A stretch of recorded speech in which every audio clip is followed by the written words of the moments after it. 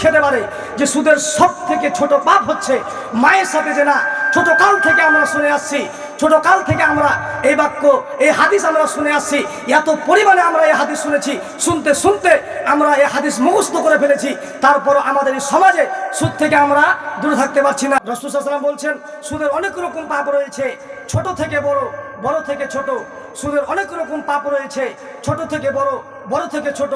তার মধ্যে সুদের সব থেকে যেটা ছোট পাপ সেটা হচ্ছে মায়ের সাথে জেনা। নাউজুবিল্লাহ।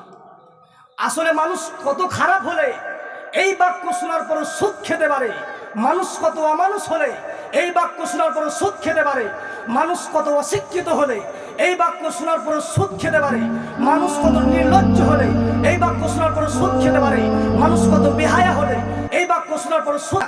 এজন্যই আল্লাহ তাআলা বলছেন যারা শিক্ষিত মানুষ এরাই হচ্ছে উপদেশ গ্রহণ করবে।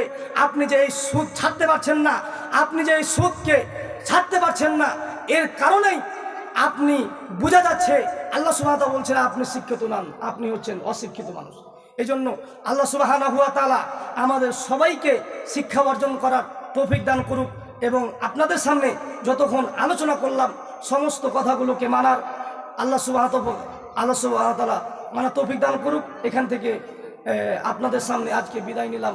আসসালামু আলাইকুম ওয়া রাহমাতুল্লাহি ওয়া বারাকাতুহু।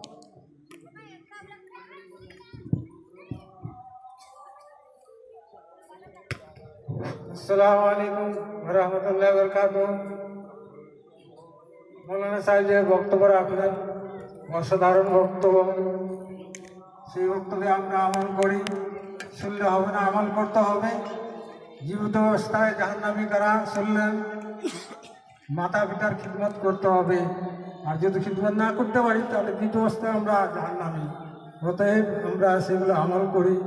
এখন